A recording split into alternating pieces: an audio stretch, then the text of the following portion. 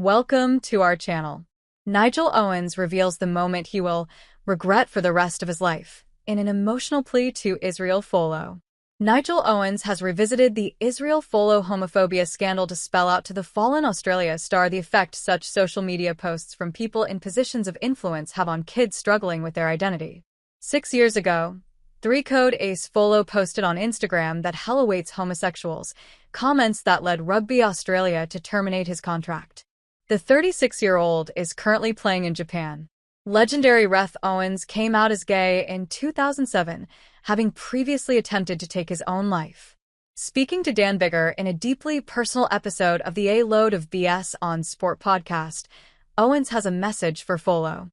If you go back to what Israel Folau posted, the homophobic comments he posted a few years ago, he begins, he needs to realize that for somebody in a position of influence like him, when he posts those things when a young kid is struggling with their identity and they see somebody who is at the top of his game, who's known throughout the rugby world, saying that you'll go to hell if you're gay, imagine the effect that has on that young person.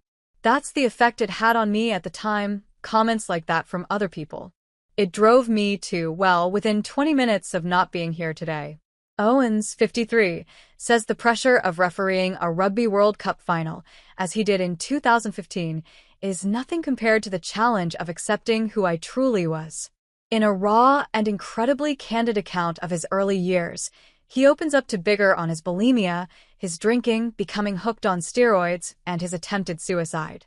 Back in the 70s, things were very different to what they are now, he explains to the former Wales captain.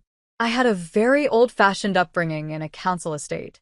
I went to Sunday school, went to chapel.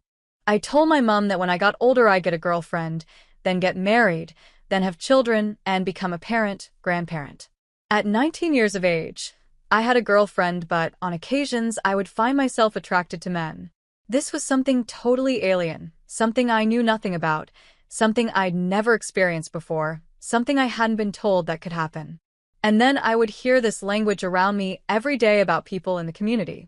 Owens continues, if you think about it now, even today, but even more so back then, when you hear the words faggot, homo, poof, gay, they're always used to describe something somebody doesn't like.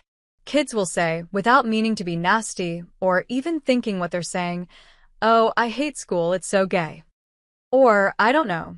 Did you see Wales play against England on the weekend? They were bloody hopeless, they played like a bunch of poofs. You never hear somebody say, did you see Wales play rugby on the weekend? They were brilliant. They played like a bunch of poofs. Or, oh, I love school. It's so gay. It's always used in a negative or a nasty way. So when I'm hearing this language growing up at 19 years of age, I'm thinking, my God, there's no way I can be gay, because nobody's going to like me. Between the ages of 19 and 26, Owens says he really struggled, became very depressed, spent a lot of time on his own. I started drinking a lot. I used to comfort eat a lot. I put a lot of weight on. I then became bulimic, he reveals. I started suffering from the eating disorder bulimia, where pretty much everything I would eat, I would make myself sick afterwards. I lost a lot of that weight. I was about 16, 17 stones. I went down to 10, very thin, very pale. Then I went to the gym, because I wanted to have a body that I felt confident in. Then I started using steroids. I got hooked on steroids. So when I was 25 years of age, I was in a pretty bad place. I was bulimic, I was hooked on steroids, I was very, very depressed, mental health issues, and I was having suicidal thoughts. Everything came to a head one night when, according to Owens, he could no longer put up with the constant pain in his body and mind. He felt he had to get rid of it.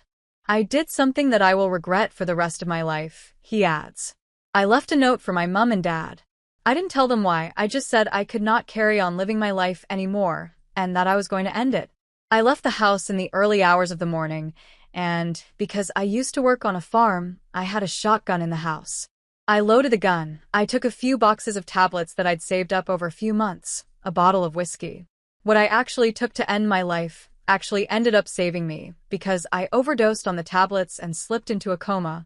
If that hadn't happened, I have no doubt today that I would have pulled the trigger of the gun.